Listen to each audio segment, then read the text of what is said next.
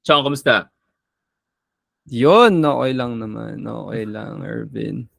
And again, before we start, maraming salamat for inviting me sa 25%. Sobrang laking bagay and privilege yun sa akin na mapag-usapan yung about me and about my art. Ah, And sorry din kung medyo may mga something, ewan ko sa Google, sa Gmeet ata yung may something na express. Pero ayun, pare. Introan ko lang. So, we have Jasper Reyes of 25%, podcaster and a stand-up comic. So, yes. honestly, uh, I'm not really sure kung ako lang, pero I feel like there's a different branding between stand-up comics and comedian sa mga bars. Tama ba?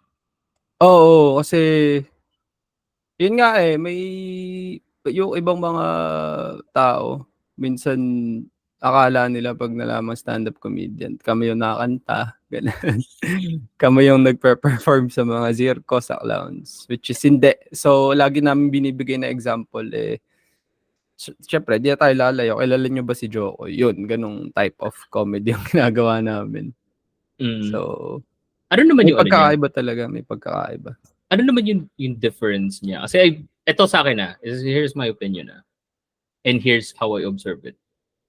The main reason ba't hindi na ako napunta ng mga comedy bars is mas malala yung crowd work nila in a way of it's not really funny but more on chastising a person. Oo, 'yan isa din 'yan sa binibigay naming example 'no, 'pag nalaman nag-i-stand-up comedy. Madalas sinasabi ng tao, "Eh, di nang-o-okray kayo ng ano." Hindi kami alam mo 'yun, I mean nagka-crowd work kami, pero hindi kami para alam mo 'yun, insultuhin yung tao or papuntahin sa stage tapos ipapahiya namin or what. Pero Mm. wala naman akong hate dun sa mga nagawa ng gano'n. Gano'n yung ano nila, kumbaga yung atake nila sa comedy. Ito Ano ba yung mga yon? gay comics sila, 'di ba? Sila yung mga gay Yeah. comedians, so Yeah, ano ba siya? Sorry, I'm gonna be coming in as someone na hindi ko talaga alam kasi mm, literal na ang exposure ko lang sa stand-up comedy is nag-start ako with watching Dave Chappelle and then mm. si Tony Hinchcliffe, Kill Tony, tapos Kill yung Tony. mga international and then nakarinig lang ako ng isang episode ng Cool Pals. And then parang doon na nag-pique yung interest ko na mag-research. So nakilala ko si Red Oliero, si Oo, ah Victor. si Victor na sa O Shopping pala siya. Oo. Tapos doon ko na nalaman yung like yung Comedy Manila. Hindi pa naman ako nakaka-attend ng Comedy Manila pero can you do like a quick like intro or kumbaga yung the idea of what stand-up comic is dito sa 'Yan, Pilipinas? Yeah. wala naman siyang masyadong pinagkaiba sa ibang bansa 'no, sa mga napapanood natin sa mga social media. It's the same. Kumbaga 'pag nagpunta ka sa isang open mic na sa stand-up comedy open mic, iba pa kasi yung ano, comedy show, Kumbaga 'pag show yun ticketed yan, gano'n. Yung mga open mic kasi, dun kami nagta-try ng mga jokes, ng mga new jokes, dun namin hino-hone yung mga old jokes. Kumbaga yun yung ano namin, practice grounds para 'pag nagka-show kami alam na namin kung ano yung, gagawin namin or kung ano na yung nakakatawa. So na-practice na namin dun sa open mic. So yung open mic kagaya sa BGC every Tuesday yan, sa Wicked Dogs. Meron din sa Muntinlupa every Thursday naman sa Gig House.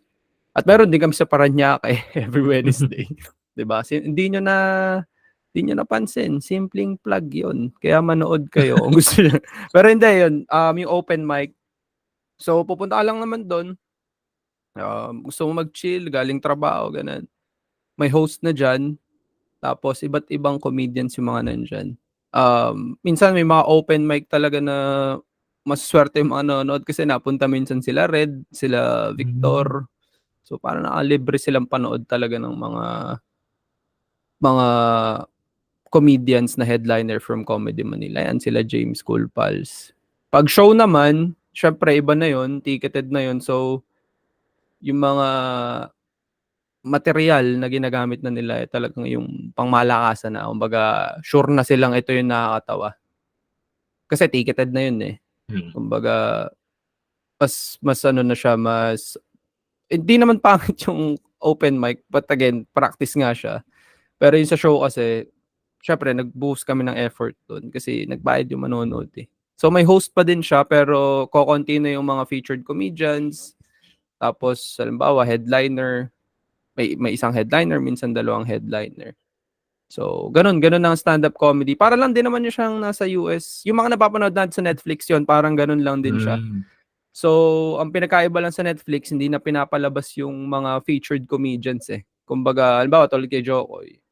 Bago mag-start si Jokoy noon, may mga nag-open na para sa kanya. May nag-host na din. So, ganun ang stand-up comedy. And hindi po kami nang okray ng maliban na lang ako may heckler, pero hindi naman. Pero I just wanna go back a little bit. Ano yung saan and kailan nag-peak yung interest mo when it comes to doing stand-up comedy? Kasi it's a very rare thing to do here in the Philippines. Eh. Kasi it's just my opinion. I feel like there's a potential for stand-up comedy, pero at some point medyo untouched pa siya sa Philippines. Kasi Oo, honestly, pikunin mga Pinoy eh. tama yan. Sabi nga ni Red, no, ni Red Oliero, which is yung nasa Netflix na ang stand-up comedy daw sa Pilipinas ay infant pa. Talagang bata pa talaga ang stand-up comedy. So, masasabi ko na ako kasi nag-start ako sa Cool Pals eh.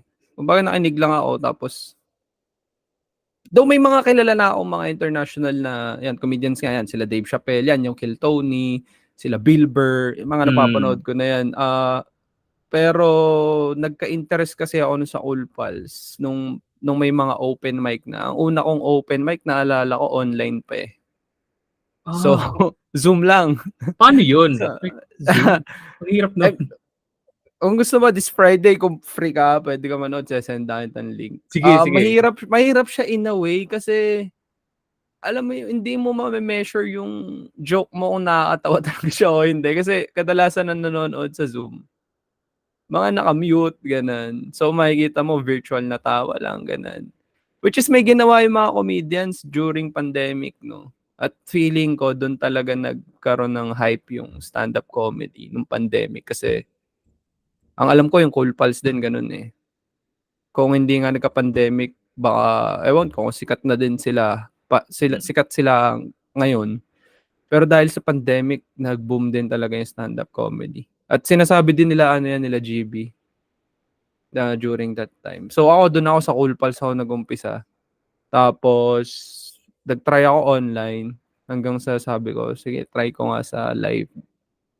Which is yun na, nag-start na doon pagka open mic ko ng live. Nagdire-diretso na ako, puro open mic lang ako ng open mic. Which is nakakatawa kasi yun, ngayon, nakakapag-show na tayo, may nabubuk na tayo sa mga show which is good. Kasi magastos maging stand-up comedian dahil mamamasahin ka. Yeah. Kakain ka. Yung stand-up comedy, yung open mic naman, hindi siya kumbaga hindi siya bayad eh. So andun ka lang talaga para mag-practice. So, Literal na training grounds lang yung mga open training grounds mic. lang talaga. So, Okay. masaya din kasi bonding din kasama yung mga stand-up comics. Pero, ayun. Kaya kung mag-stand-up comedy kayo at gusto niyo ng pera, wag magtulak na lang. Hindi, joke lang. Hindi, wag. Walang pera sa comedy. Sa ngayon talaga, promise. Maliban na lang kung mga ganun level ka na nila Red, yan, nila James. Kasi syempre, marami nang nalapit sa kanila ng mga commercials, ganun. Minsan, mga movie. Ayun, gusto ko lang i-pick your brain mo about this. So, since you mentioned na open mic is more of like training grounds, paano mo na-develop yung mga jokes mo? I'm pretty sure that you have a lot of jokes already. Paano mo ba siya na-develop? Is it through experience? Through like ano lang yung nakikita mo? Kasi iba-iba ng style yan, di ba? Like, Tama. yeah. Like, how do you develop yung mga jokes na yun? And Ako, follow up, paano Oo. mo malalaman kung nag-work siya o hindi? Ayan, sige. Ako kasi, yung una kong nasulat na jokes ay tungkol sa experience eh. So, kung gusto niyong malaman yung joke na yun, manood kayo sa pero Sige, go. hindi. Dahil sa may show kami sa Molito. Sige, Ang sige, agang go. plug nito Plug mo agad para sa ano. July 20, no, ako yung mag-host diyan. Pero hindi, mabalik tayo doon. Sa pagsulat ng joke kasi ako experience eh. Pagka doon ako nahugot ng ano eh. Kumbaga sa pag nagsulat ka ng isang kanta, 'di ba? Parang mas maganda sana kung gagawa ng breakup song na dapat na experience yung breakup na 'yan, 'di ba? Sila yung parokya naman, 'di ba? Hindi naman nila masusulat yung Buloy kung hindi sila nakakuha ng inspiration tungkol dun kay Buloy mismo. So, yung ganun sa akin, experience tsaka siguro yung sama ng loob. May magandang sinabi diyan si ano eh, si GB Labrador. Siya yung um, godfather nga ng Comedy Manila, no. Ang sinabi niya kasi ang maganda sa pagiging stand-up comedian, 'pag malungkot ka, masaya ka, galit ka, or kahit ano man yung nararamdaman mo, pwede mo siya gawing joke eh. So, sobrang ganda na yun yung napulot ko sa kanya eh. Sabi ko, halimbawa sa jeep, 'di ba? Pag sa jeep, kung sumakay ka ng jeep, i-observe mo lang. Yun, yun, ganun din yung akin eh. Parang observational din yung akin talaga eh. So, yung mga nasusulat ko based on my observation, saan ba galit yung tao? 'Di ba? Public transport, sige, gawa natin ng joke yan. O tungkol sa bar, o gagawan ko ng joke. So, ako ganun ako humuhugot tungkol sa experience ko. Mhm. And then, yun nga, paano mo, ano yung ano mo, way mo, I know you're trying it out sa open mic, pero paano mo nagigauge if yung joke is a success or not? Ay, oo nga pala, oo nga Yeah. 'no. Yeah, no worries, no worries. Yung sa open mic, halimbawa may naisip akong joke, kasi kailangan mo ng maniwala na nakakatawa yung joke, eh. Kailangan mapaniwala mo muna yung sarili mo, nakakatawa 'to. Ngayon, paano mo siya malalaman na yung humor na yun pasok dun sa madla? Sa open mic mo siya ite-test. Okey, sige, sabihin nating may bago akong joke, tinry ko sa open mic, walang tumawa, 'di ba? So, ibig sabihin may mali sa joke na 'to or may kulang. Ano pa yung puwede kong baguhin? Binago mo ngayon, second attempt mo, pumunta ka ulit sa open mic, wala pa ring tumawa. Ako kasi ang ginagawa ko tatlo lang, eh, sabi ko tatlo lang, hanggang tatlo lang ako, 'pag hindi pa din, sige, give up ko na yung joke na yun. So gano'n ako. So pero ang maganda kasi diyan, puwede mo siyang balikan, nasulat mo naman na yan, eh. Puwede mo siyang balikan, malay mo may mali lang pala yung napili mong words, 'di ba? Or hindi lang relatable dun sa crowd kaya hindi siya nakakatawa, or baka naman hindi mo hindi talaga sila yung humor para dun sa joke na yun. So ganun, testing mo lang siguro 3, 4, 5 beses na wala, bitawan mo na. Pero andiyan lang siya, naka-park lang naman yung joke na yan, eh. Malay mo Mm. next time gumana na. So yun yung halaga ng open mic. Mm. So mahirap kasi 'pag alam mo yun, bibigyan magkaka-show ka tapos dun mo lang ite-test yung joke mo, parang yun ang mahirap. So mas maganda talaga, at kung may mga listeners ka ano na interesado, stand-up, puwede silang mag-open mic. Okay. Speaking about humor, meron lang ako papanood na clip sa'yo, Sige, and sige. then let's talk about that. Kasi ako literally, I'm literally interested dito sa take mo dito. Okey, sige.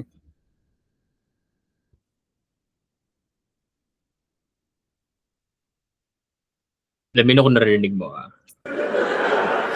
Kaya nagkaroon ako ng ex-girlfriend na taga-iglesia ni Cristo. Rinig mo man? May taga-iglesia Rinig ba ko, rinig. tonight? Wala akong pake sa'yo. May na akong isa sa inyo. No?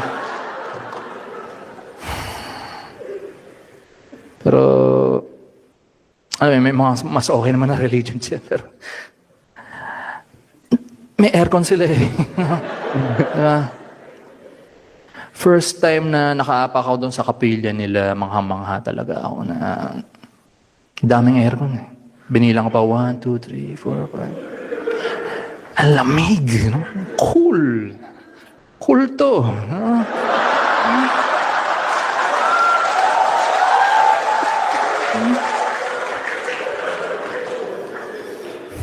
Pero nagtagal din kami 3 years ng ex ko na yun. Kaya nung naghiwalay kami, mga tanong ako sa sarili ko, like, isa na doon yung,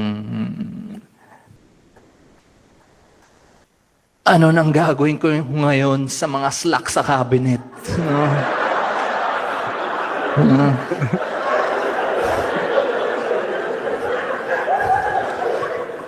May mga nagtatanong sa akin, paano ko daw napasagot, paano ko niligawan. Nirekta ko lang talaga yung feelings ko. Ganun lang kasimple. Like, sinabi ko agad sa kanya, alam mo, I love you, Eduardo Manalo. Like, kailangan ipaalam mo na mahal mo yung founder, di ba? Ano po, parang ang dali gumawa ng kasalanan pag taga-iglesia ka actually para sa akin. Kasi, ano pag sa Katoliko, yung mga picture ni Jesus sa mga kwarto ng lola, tita nyo, yung, alam mo yung sumusunod sa'yo yung mata niya, kahit saan. Ang hirap magjakol. Pero pag tinignan mo, mukha ni Eduardo Manalo. Mukha lang siyang unsuccessful na abogado. Alam mo yung nagnonotaryo lang.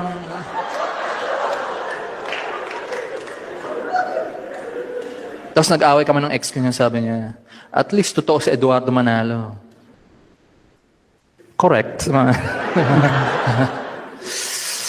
Unang meet ko ng mga magulang niya, medyo kinabahan ako. Like, di ba, tawagan nila ka Julio, ka Maria. Akala ko mga NPA sila.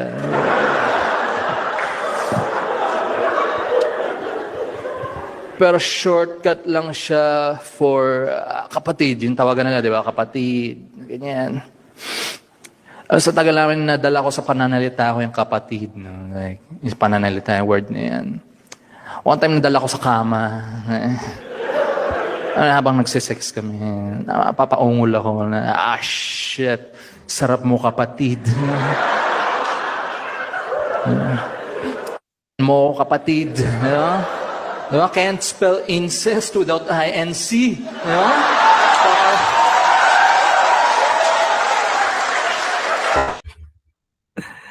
Ayun. So that is the clip by Gold Dagal. And, Okay. Yun shoutout lang muna kay Pex TV for that clip. So yung follow-up question ko about humor is, wait lang, nasan yun? Okay. Ano ba sa tingin mo, on your perspective, what do you think makes something funny? Is it the universal truth of the humor, or literally na subjective lang siya? Kasi based dun sa clip na yun, a lot of people, especially in Iglesia ni Cristo, got offended. So what's your take on that? Bago ako simulan, no? May idea na ako na si Gold yung ipapanood mo sa akin. Pagkalabas mo ng screen, sabi ko po siya si Gold. Which is, mga listeners, no? Bago ako mag-start talaga ng stand-up comedy, I've been a fan of stand-up comedy locally dito sa Pilipinas. And ilang beses ko na napanood yan si Golden. Actually, may recording kami this Tuesday, no? Meron din silang podcast, ito yung Comedy Brew. Okay. So, yeah, magkaka-recording kami, makakasama ko yan si Gold sa Tuesday, no, sa BGC. So, Akala ko he's parang a good friend. Akala ko nagtatago siya or anything. Di pala. Hindi. Actually, meron na nga siyang show eh. Makamundo yung title, no? Yan. July, August, September. Check nyo na yung page niya. Marami siyang show. Madalas ko nakakasama si Gold sa open mics yan. And ang tawag nga, tuwing ini-introduce nga namin yan si Gold, halimbawa pag may host, Straight from Hell. Kasi that's his humor eh. Talaga pare, yan lumabas na yan, wala pa yan sa kalingkingan ng mga so jokes soft, ni Gold. So soft pa yon yung ano na yan. Hindi ko masasabing soft yan eh, pero sobrang may malala pa siyang jokes. Siguro off air natin pag-usapan mamaya, may kung joke na sobrang, pero ayun, may take ko naman dyan kay Gold kasi may mga bagay kasi tayo na bilang stand-up comedian, may mga bagay kasi or may mga jokes tayo na pang live lang. Pang live lang, hindi na dapat natin i-release in public. Katulad niyan, yung nangyari sa kanya, yung naging backlash sa kanya niyan. Sobra kasi, ewan ko sa listeners kasi ang alam ko, dumating sa point na pinupunta na siya sa bahay and nagtago talaga si Gold. Totoo yun. Nagtago si Gold and hindi siya napunta muna ng mga show. Kumbaga nagpalamig muna siya. So, yung question mo ulit, sorry, nawala ako. Yeah, and kasi given that type of comedy is medyo dark in a way, is comedy on your perspective, kumbaga, a universal truth na mas marami makaka-relate, or is it entirely subjective? Kumbaga, you answered or your question already na may mga shows kasi na mga live eh. Pero kasi, I feel like certain people like Gold or like Dave Chappelle or ibang mga literal na mga shock comedy, may borderline ba between being funny and being offensive? Ang rule lang naman talaga na natutunan ko sa stand-up comedy pagdating sa mga ganyan. Pwede kang gumawa ng jokes, kahit anong jokes pa yan. Offensive man yan o hindi, I mean, wag natin gamitin yung word na yun. As long as yung nasulat mo na joke is nakakatawa. Kasi kung halimbawa nagsulat ka ng joke and offensive lang siya, hindi siya joke, 'di ba? Alam mo 'yun? Kumbaga kailangan kasi maging smart ka sa pagsusulat eh. Dapat may quality yung sinulat mo na joke. Para sa akin, ako natatawa ako diyan sa joke na 'yan eh. Totoo lang. 'Di ba? Nakakatawa naman talaga siya eh. Ang kaso lang talaga, ayun nga eh, dito nga sa atin, 'di ba, gaya nga ng sinabi mo, masyadong pikon tayong mga Pinoy, eh. Lalo na meron siyang nabanggit na grupo, which is religious group pa. So, ma-offend. Kahit ako siguro, INC ako, marinig ko yun. 'Di ba? Ma-offend din ako. So, para sa akin, ano eh, paano ba? Ang hirap niya i-explain eh. Para sa akin talaga, dapat siguro maging smart lang sa pagsusulat ng mga material. And may mga bagay talaga na dapat sinasayo mo na lang or doon na lang sa live audience. Hindi na natin dapat release in social media. So, nasagot ko ba yung tanong mo? Yeah. Kasi may follow-up ako dun eh. Kumbaga, the idea kasi is, ako, sa akin lang the idea is, comedy touches the idea of being realistic. So kumbaga, 'di ba nasabi mo through experience mo nakukuha yung mga jokes mo. So kumbaga sa akin, saan natin magi-gauge yung idea na or literally like gaano ba ka-importante yung art nyo in a way that you talk about society, like what Gold Dagal did.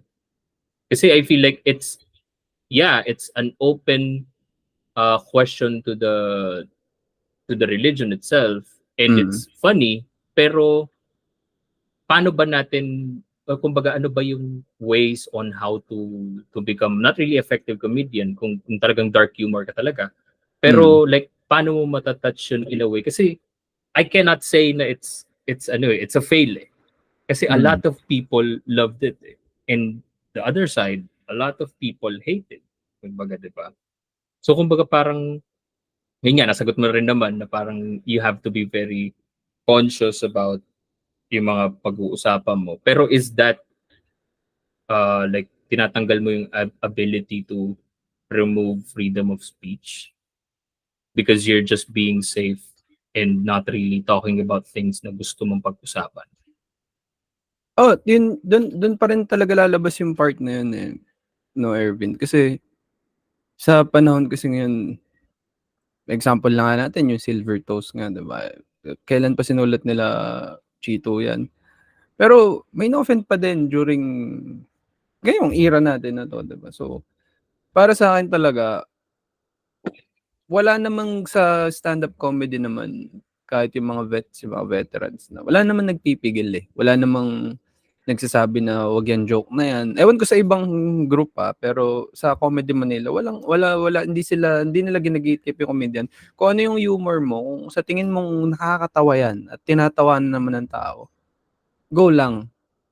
Pero yun nga, kasi nga, once kasi na nilabas mo yan in public, maganda ka talaga sa backlash kasi gaya nga sinabi ko, hindi pa tayo open sa ganun eh. Mm. Minsan nga yung mga ganyang clip, akala ng mga Pinoy nagpe-preach na pastor eh. Hindi talaga nila alam na stand-up comedy, may stand-up comedy. Stand-up comedy vice ganda. Hindi. So, hindi naman pinipigilan eh. Kumbaga, may freedom of speech kami, pero sa tingin ko wala pala. Hindi kasi kung meron, 'di ba, dapat tanggap ng tao eh pag napanood nila eh. Oo. Kaso hindi eh. So meron kami in a way sa kaming comedians, hindi naman namin pinipigilan yung isa't isa. I-call out lang namin na siguro baguhin mo yung ganito. Sounds offensive lang, hindi siya funny. So baka ayun, mga ganong lang. Pero And sa pagpipigil, siguro ang pumipigil lang din, tayo lang din mga Pinoy eh. Ang yeah. nagpipigil sa amin bilang comedians. Yeah, I have to agree kasi I feel like you guys are like the Patreons of freedom of speech eh. Kasi you're trying to look into what is humorous about a specific situation. Mm. I remember parang sa isang interview na nakalimutan ko sinong comedian to, na parang sinasabi niya yung mga, I think it's Jokoy, na parang yung moment na umalis yung sister niya sa bahay nila and other things, kumbaga parang it's a very traumatic experience. Not verbatimly, kumbaga parang it's a very sad experience, pero he turned it into humor eh. Kumbaga nandun yun sa lineup ng mga jokes niya. To a point na I feel like yung conclusion nga is literal hindi pa tayo ready as Pinoy. Kasi yung sinabi nga ni Apolinario Mabini dun sa movie na I don't know kung saang movie yun. Handa na ba tayo mga Pinoy na harapin ang katotohanan ng hindi napipikon? And I feel like it's the same thing with stand-up comedy. Kumbaga, if you want to the truth about life, kumbaga, you have to listen to stand-up comics. Not really in a way na parang sabihin na you live your life based on how they live their lives. Pero literal na makikita mo yung iba't ibang ways of how the world works through their eyes. Ngayon naman, punta tayo dun sa sa open mic. I'm pretty sure na naka-experience ka na ng mga hecklers during your open mics and shows. Paano yung approach na ginagawa mo for that? Sa akin, may na-experience ako. Lasing naman yung sa akin, no. May iba kasing type ng mga hecklers. Meron dyan yung heckler lang na feeling nila nakakatulong sila sa comedians, yung sasabat sila or sasagot sila, di ba? Ang way ko na ginawa nung time na na-experience ko siya, kinall out ko lang siya. Kasi ang gusto lang naman ng mga yan, mapansin eh. And nasa iyo yung mic. Alam mo yun, lahat pwede mong gawin sa kanya. Pag nasa iyo na yung mic. So, anong nangyari sa akin nun, habang hinihekel ako, during my set, no, sa open mic to, nakawala yung mga material ko. As in, nasisira yung mga jokes kasi gawa niya, baga sisigaw siya, tapos, alam mo yun, ang ginawa ko lang nun, kinall out ko siya ng, may joke kasi ako about sa construction worker, no. So, during habang nagjo-joke ako tungkol doon, tapos sabat siya ng sabat. So, parang sabi ko lang sa kanya, ito si sir, laki ng katawan niya eh. Sabi ko, ito sir, construction worker ka ba? Sabi ko, kanina ka pa eh.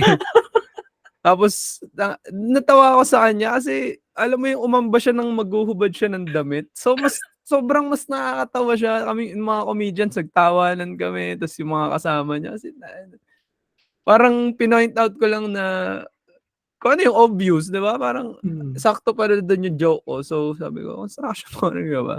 Kasi hindi pa siya tumitigil, like taas siya ng taas ng kamay habang nagjo-joke ako. Kasi nga, lasing na eh. Sabi ko, sir, kanina ka pa, wala tayo sa classroom, huwag kang magtaas ng kamay, ibaba mo yan. Tapos, pero it turns out naman na okay lang, kahit na-heckle niya ako, at least na-experience ko na mag-ganon. Alam mo yun, parang, para sa akin, ganon, kung magkakaroon man ako ng heckler, okay lang, kasi, ano yun eh, advantage yun eh. Sabi nga nila, pag may heckler sa isang show or sa open mic, ang pinaka number one na magiging masaya yung komedyante. Kami ang magiging masaya talaga pag may heckler kasi alam mo yun na-te-test yung ano namin, skills namin eh, kung how we handle yung ganong situation, 'di ba? Hindi yung mga stand-up comedian hindi magpapatalo yang mga yan and ayaw nila ng heckler, promise. Pero sa ngayon, yun pa lang naman 'no. And kung meron man halimbawa may maiingay lang, call out ko lang sila. Mali ata kayo ng napuntahan, 'di ba? Stand-up comedy 'to, hindi 'to meeting, parang gano'n. So, yun lang naman yung gusto nila, eh, ma-call out sila and pagkatapos naman nung show, ang cambio na ginagawa namin nun, lalapitan namin sila. Tapos, "Sir, thank you, noon kayo," gano'n, gano'n. Tapos yung mga kasama naman niya humingi ng pasensya. At nung gabi na yun, nalibre kami ng 2 bucket na beer at pulutan. So, nagkaroon pa kami ng alak. Dahil natuwa sila dun sa mga nung gabi na yun. So, yung kadalasan naman ng mga heckler ano lang, eh, gusto lang nila ng attention. So, bigay mo lang sa kanila kung ano yung gusto nila. Medyo ipahiya mo ng konti, titigil din yan, titigil din yun. Konti lang, wag naman yung basta ang rule, basta funny at sa tingin mo nakakatawa yung sasabihin mo, go, ibato mo sa kanya. I-roast mo ng konti para tumigil lang. Kumbaga jab lang. Wag naman yung to the point na, 'di ba, umuwi na yung audience. Literal na ayaw na niyang manood ng ano, Oo. stand-up. Stand-up. Pero I wanna pick your brain on hecklers. Based dun sa sinabi mo nga madalas ang gusto lang niyan is attention. Kasi I feel like on that perspective, paano ba, kunyari ako as someone that is gonna be attending a comedy show, Mm. meron bang parang outspoken rule na kung kunyari ang gusto ko lang i-heckle is, hey, good job, mga ganyan-ganyan, or literal nasasabat ako, meron bang difference between a good heckler and a bad heckler? Para sa'min kasi Or literal na anything lahat sila, pag oo, heckler, literal na, heckler lang, oo. literal Para na walang sa'min ganun. yun lang, hindi. 'Pag heckler ka. Pero yun nga, may types of heckler kasi na ano, eh, akala nila nakakatulong sila. So, call out mo lang and before naman mag-umpisa yung show, yan naman yung trabaho ng host na yun nga, yung stand-up comedian na host. Magsasabi kami ng house rules kung ano yung mga hindi dapat gawin, ano yung mga dapat gawin. An example na diyan yung react accordingly, 'wag nating i-heckle yung comedian. Kasi ano nga nila 'to, pinaghirapan nila isulat yung joke, mga gano'n.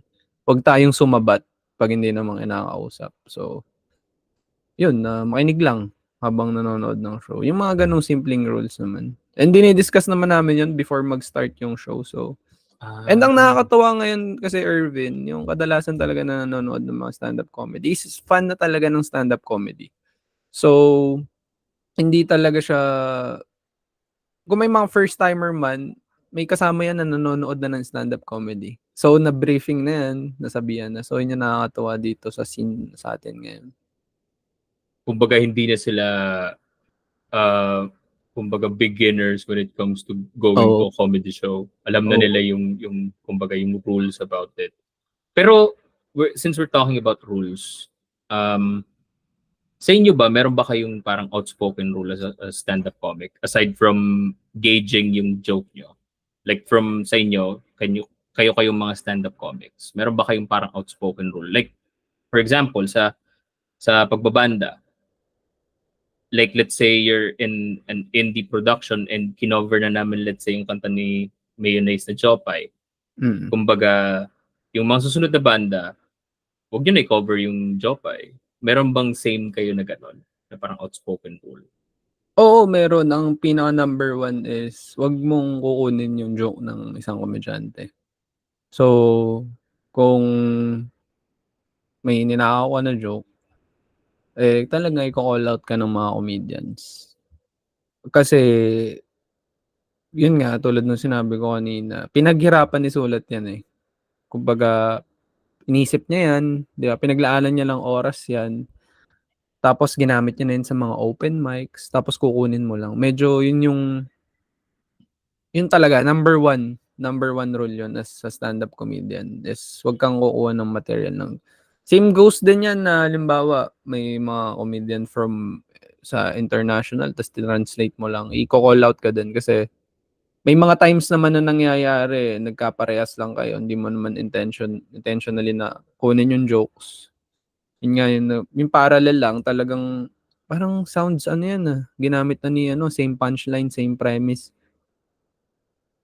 Pag-uusap kayong comedian kung sino ba nauna. So, ang maganda naman sa open mic, sa mga rooms na pinupuntahan namin, may mga video kami. So, ginamit ko yan nung last week ko pa yan joke. So, kung may naisip kang, may nangyari na ganyan, isang comedian, ang nangyari sa kanya, pag nagsasabihan kasi kami ng mga joke, man, may babounce ako sa'yo. Ibig sabihin, magbibigay ng joke yan. So, sinabi niya sa akin, ganyan. Tapos pumunta ako na isang open mic, tapos may isang naka-line up. Same joke, same premise, yung setup, yung punchline, parehas na parehas. Sabi ko, hala, kay ano yun Hindi ko siya kinall out. Kasi, hindi pa na-open mic nung nagsabi sa akin. So, kumbaga naunahan lang siya. So, para doon sa question mo, number one is, wag kang magnanakaw talaga ng jokes. Yun lang. At kung magkapares man kayo, sasabihan namin kayo kung, uy, may kagaya ng joke yan. Okay. Kasi feeling ko parang sobrang hirap magsulat, no? With the idea of like the premise. Kasi sa music kasi the idea of, kumbaga, if I'm going to relate it to music and songwriting, the idea is that you cannot own the sound and you cannot own a beat. Pero the moment na pwede ka ma-copyright or literal na sabihin na kinopya mo siya is when it's the same line. Pero let's say we're talking about, let's say, love. Sobrang daming branches of love. Love song, tama.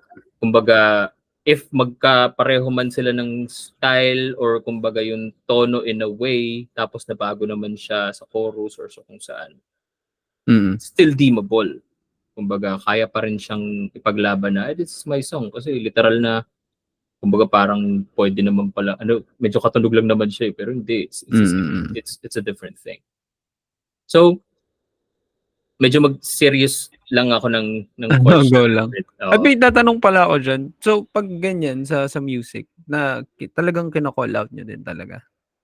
Ang maganda kasi sa music is pag ni-release mo siya, automatically sa'yo na. Maka-copyright siya if in case na talagang sobrang copied. Pero Malalaman there was a case, I'm not really sure kung si Gary Granada or si Noel Cabangon, na kinopya ni GMA yung parang isang song na ginawa niya. To a point na in-explain niya in detail bakit magkapareho sila. Pero hindi talaga sila literal na magkapareho. Kumbaga parang, kumbaga parang doon nga sa idea ng premise na parang, teka lang, parang parehong premise yung kumbaga yung startup ng song. And then nanalo yung artist kasi natunayan niya na, teka lang, parang kinuha nito yung concept ko and everything. Pero that's literally like very rare na nangyari. Pero most likely, pag kunyaring literal na kopya lang siya, in a way na alam mong kinopya mo lang talaga siya, automatic makaka-copyright ka na agad. Hindi mo siyang po-publish. Or, pag kunyari, dahil nga power of music sa social media, pag hindi mo siya dineclare as a cover song, tapos literal na mix and master siya, flag ka, no? Maka-flag ka kaagad. Yeah. Ganun yung parang protection against like copyrights and songs. Mga ganyan sa music. Ayun, ito yung question ko. Go. Ano ba yung mga bagay na hindi naiintindihan ng tao or hindi na-realize ng mga tao na tayo may ipis pala dito hayop.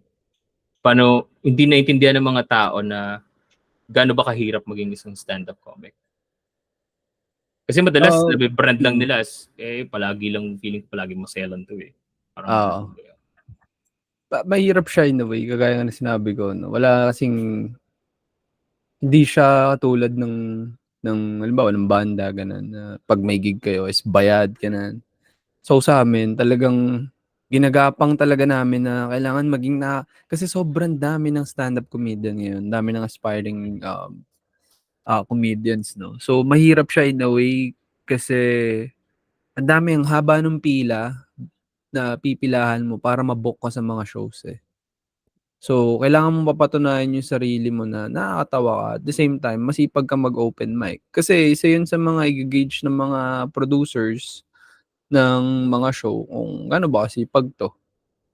Kasi kung hindi ka naman masyado nag-open mic, ibig sabihin, hindi ka masyado nakapag-practice, wala kang new material, paano ka namin ibubook sa show? And ang isa sa mga mahirap dito sa stand-up comedy is yung pagsusulat eh. Kasi, oo, kaya naming gawing joke yung lahat. Pero ang tanong ba dun is nakakatawa ba siya sa madla? Kasi in the end of the day, pinag-iisipan talaga namin eh.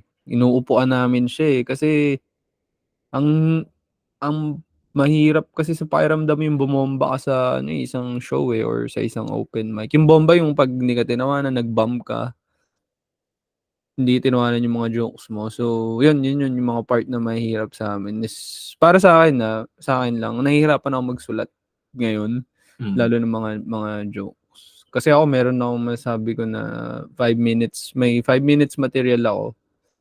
So, hanggang ngayon hindi ko na siya masundan. Like hindi ko madami akong jokes dito pero syempre gusto mo ng quality, 'di ba? Na parang maglalabas ka ng jokes. Madali magsulat eh. Ang tanong kasi doon is kung makakatawa. Para sa akin yung pinakamahirap na part sa stand-up comedian is yung magsulat ng mga new jokes. Mahirap siya. Kasi feeling ko, it's the same with songwriting eh. May mga times na literal na ang dami mo nasusulat and nag-work siya. Pero ang hirap niyang i-release kasi alam mo yun, ikaw yung pinakauna maging critic ng sarili mong sulat eh. Tama. Kumbaga makikritik ba, baduy. Alam mo yun, parang masyadong corny. Masyadong cheesy, gano'n. Oo, masyadong corny. Tapos parang dumarating ba sa point na let's say, going back to sa sinasabi mo na the fear of bombing. Not clear ko lang yung bomba na sinasabi nila is like yung literal na hindi natawa yung mga audience tao sa jokes mo. How do you cope up with things like that? Kasi I believe yung ibang mga comedians na napanood ko kasama sa routine nila, madalas sa sinasabi nila, let's say nabomba ako sa let's say sa 19 East. Hindi na ako bumabalik sa 19 East. Parang ganoon. Ang sa akin paano ba? Kasi every open mic ko, nagpapa-video talaga ako para malaman kung, kasi pag na-stage ka naman na hindi mo alam talaga during, hindi mo alam kung madami bang tawa kasi hindi ko alam kung focus ka ba masyado dun sa material mo sa mga tao. May mga ganong times ako na parang bumamba ba ako. So yun yung halaga ng pag-video. Doon ko natitignan kung tinawanan ba, okay. Ang nangyayari sa akin, nung may time na bumomba ako, matagal mo siyang iisipin eh. Hindi siya one day na parang, bumomba ako, okay lang, bawi ako next week. Hindi. Ang tagal mo niyang, mga comedians sa kilala ko, ganun din, nanamnamin nila yan. Papaulit-ulit yung video, titignan ko sa nagkakamali. Pero hindi naman ako dumating sa point na bumomba ako sa venue, tapos di na ako babalik. Kumbaga sa akin, challenge yun na tough crowd dito. Ibig sabihin, mahirap itong mga to patawanin. So, pag-a-adjust ka talaga ng mga jokes din. And, iba naman comedians, ganun eh. Kumbaga, tinitignan muna nila. Kumbaga, ayun nga, ginagauge nila yung mga crowd. Anong crowd ngayon? Medyo bata ba? Okay, sige, ito dala ko. Kumbaga, meron na akong setlist. Pero pag nakita ko yung audience, medyo kabataan, okay. Politics, so sige, politics jokes. Alam mo, medyo matatanda na. Ano mo yun, may adjustment eh.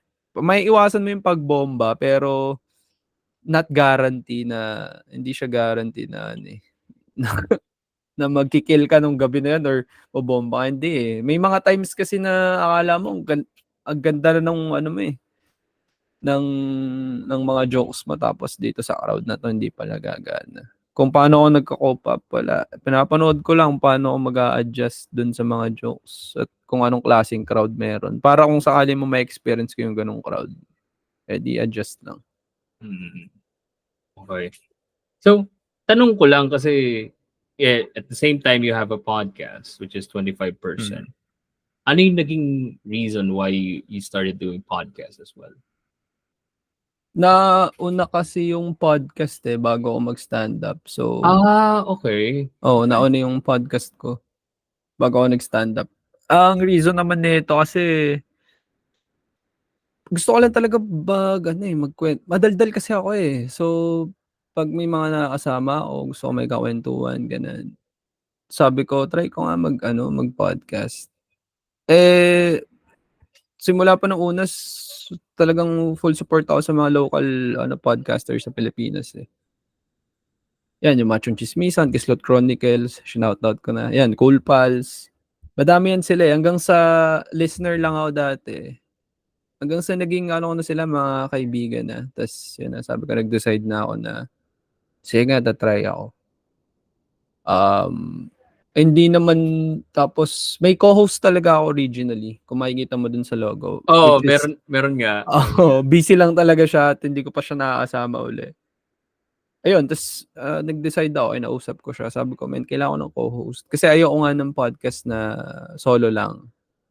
Gusto ko at least kahit pa paano may guest, ganun. Or may co-host ako. Ngayon, medyo wala siya. So, wala. Kailangan kong itaguyod mag-isa. So, ayun na. Doon ako nag-start. Bumili ako ng gamit. Nag-record na kami. Tapos okay naman. Tapos may mga times pag makikita nyo nga yung Spotify namin, may mga date na matatagal eh. Ibig sabihin hindi kami nakapag-upload. Pero ayun, sabi ko, hindi, kailangan maging consistent. Tapos nakakatuwa kasi nauna yung podcast bago maging stand-up comedy. So at least nagkaroon ako ng platform din sa stand-up comedy at the same time. Meron akong podcast. Nakakatuwa. So, Meron bang meaning behind the title 25% or literal na out of the blue lang siya? Kasi curious eh. Kumbaga parang bakit 25%? Ba 25%? Kasi mahilig kami sa sale. Hindi, loko lang. Nag-start kasi kami, 3 kami na magkakaibigan. Yung isa namin tropa na may clothing, which is yung Nifty's clothing. Pare-parehas kami ng age nung nag-start kami ng podcast. Ang usapan kasi dyan, gagawin naming studio nga yung store niya. Tapos 2 kaming host, tapos siya yung parang pinaka-sponsor namin ng time na yun, partnership. Tapos pare-parehas, nag-iisip kami ng title. Ano ba magandang title? Isip kami. Sabi ko, ilan taon na ba tayo? 25. Pare-parehas kami 25. At the same time, pare-parehas kami ng birth month. Sabi ko, ang naisip pa namin nung una ay quarter life ata. Hindi, ganito na lang, 25. Ano pwede sa 25? 25 cents pa nga nung una, parang tapos yun, naisip namin na 25%. And ang goal kasi sana, di ko alam kung anong analytics ng age pero ang goal kasi namin ng time na yon is yung mga listeners din na kasing age sana namin.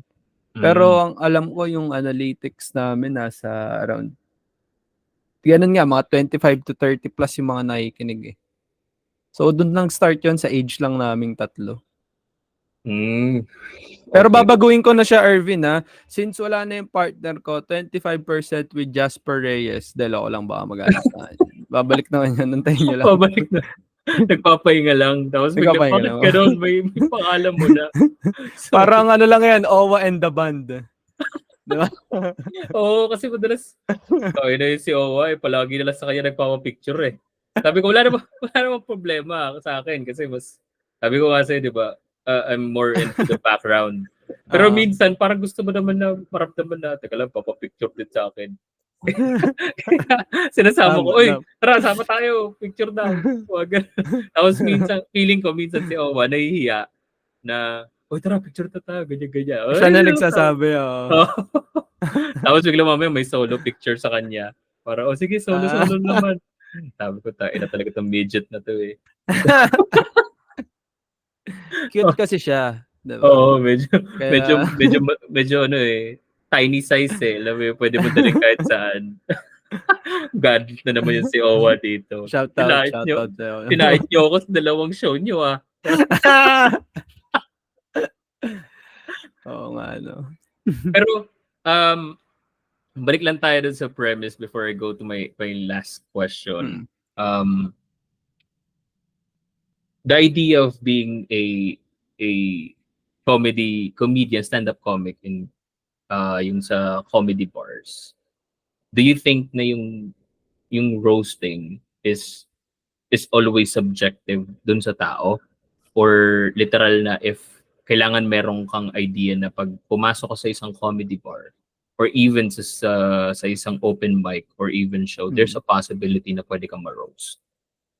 Ma Depende sa comedian, eh, pero kadalasan naman ng show, kung behave naman yung mga audience 'no, hindi naman namin para i-roast lang out of nowhere, Mm. 'no. Hindi naman may mga ibang comedians na nagkaroon ng issue before, kasi parang ang ginawa niya, nag-roast siya ng isang LGBT na audience 'no, eh, hindi natuwa. Kasi nga diyan na naman papasok yung sinabi ko kanina na make sure lahat ng bibitawan mo na words ay nakakatawa. So, naging awkward lang yung set niya kasi nag-crowd work siya about dun. So, parang ang pagkakaalala ko lesbian couple sila, eh. Mm. So, may jinoke siya about dun na hindi talaga siya, eh, hindi siya medyo, eh, talagang offensive, eh. Mm. Kagaya nun, so kung ako man, hindi ko sila para i-roast out of nowhere, alam mo yun? Parang ayoko masira kasi andun ako sa open mic, eh, I wanna try my jokes, 'di ba? Yung new jokes ko, yung mga old jokes ko. Hindi na ako para i-crowd work sila na hindi naman connected dun sa material ko na 'di ba, ba't mo pa iko-call out 'yan, eh, ito mo nangyari na na-offend lang yung yun nga, yung lesbian couple. So, pangit yung kinalabasan. So, bilang audience naman, kung pupunta kayo sa isang stand-up comedy open mic, asahan niyo na may mangro-roast, pero hindi naman katulad nung yung mga gay comics na sa mga Zirko, sa ano, hindi naman gano'n. So, andun kami para mag-test ng mga jokes namin and siguro iro-roast lang namin talaga kayo 'pag nag-heckle kayo. So, ayun. Okay.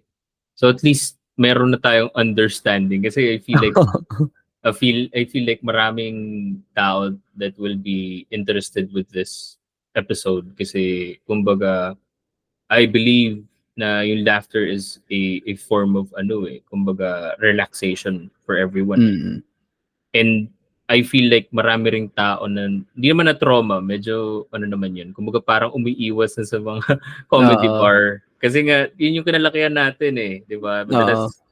Madalas sa mga bars before na parang before yung banda, merong comedian, yung gay Mm. comics na kakanta tapos literal na aasarin yung mga nasa crowd. Which is, kumbaga parang, alam mo yun, nandun lang ako para mag-enjoy sa banda tsaka tumawa. Tapos bakit ako yung nagiging topic mo? Oo, tama, tama. Ganun, di ba? May mga gano'n, minsan 'pag nag-i-invite ako ng friends sa show 'no, "Baka asarin mo ako dun." Ta's yan, explain ko pa sa kanila, hindi gano'n. Hindi kaming gano'n type of comedian. So, misconception siya, pero ayun malalampasan din naming mga comedians 'to. Oo, tsaka Darating din yung time na malalaman na nila na, ganito yung stand-up. yun nga, totoo naman yung sinabi ni Red na yun. Medyo infant pa ang stand-up Mm, comedy sa totoo Pinas. yan. Well, to sum it all up, if anyone is interested being a comic or stand-up comedian, ano yung mga advice na pwede mo mabigay sa kanila? Actually wala naman, wala akong mabibigay na advice sa kanila 'no, kung gusto nila i-try talaga. And bago din ako mag-start siyempre nagtanong din ako sa mga comedians kung ano bang payo ma-ano mo sa'kin. Wala naman silang sinabi, ang sinabi lang nila mag-open mic ka. And kahit sinong stand-up comedian ang tanungin mo, yun lang din sasabihin, mag-open mic ka, mag-write ka ng jokes na in 3 minutes na jokes tapos ayun, try mo yung joke na yun. And siguro kung may mapapayo ako, maganda yung magiging joke mo siguro by experience or basta wag lang tayo kukuha ng ibang joke sa iba, ayun lang. So sa'kin, wala akong mapapayo kasi magkakaiba tayo ng humor, eh.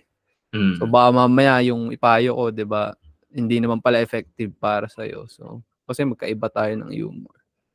So kung ano lang yung humor mo, eh, yun. Sulat mo lang yung joke tapos i-open mic mo. At yun nga, kung may mga listener ka na gusto mag-try ng open mic, may online kami. So, yun yung talaga parang 'pag first time mo, dun mo muna i-try. Tapos ayun, yun na, maa-addict ka na magsulat ng mga jokes. Okay, so before we end the show, man, anything na gusto mong i-plug aside dun sa na-plug mo na kanina? Yun. Ano ba, yung podcast lang namin 'no, 25% and thank you kay Ervin kasi in-invite niya ako sa podcast niya. Actually, back Oo. to back episode 'to, 'no. Dapat ang usapan Nag bukas pa, eh, pero okay nag-cancel yung lang. guest ko ngayon. Sabi ko, okay lang, at least nandito na naman tayo, eh. So, yun lang, 25% podcast sa Spotify and yan, may mga upcoming shows kami. Kailan ba release nito, Ervin? Wait, let me check. Kung July, Probably mare-release to 29, Sunday, June mga 29. 29. Yeah. Okay, sige. Yun, may show kami sa Molito. Ito ay Big Plate Molito, Amigos and Friends. So, may mga kasama tayong comedians dyan from Comedy Manila din. At i-like nyo na din yung page ng Comedy Manila, syempre pati ng Geng Geng Open Mic. So, ang sabi nila, ito daw yung frat house ng Comedy Manila. Kasi yung Geng Geng Open Mic is kami naman, pinapalakas naman namin yung South Irvin. Yung Okay. Laguna, Batangas, kaya natutuwa ako kasi nung kanakwento ni Kuya Owo yung Laguna vibe, sabi ko, darating din kami sa point na ganyan, na mapalakas naman yung scene dito sa atin, dito sa South. Kasi more on Manila talaga eh. So, ayun lang, Geng Geng Open Mic. Sa mga shows, ayun, July 10, nasa Molito. Kami.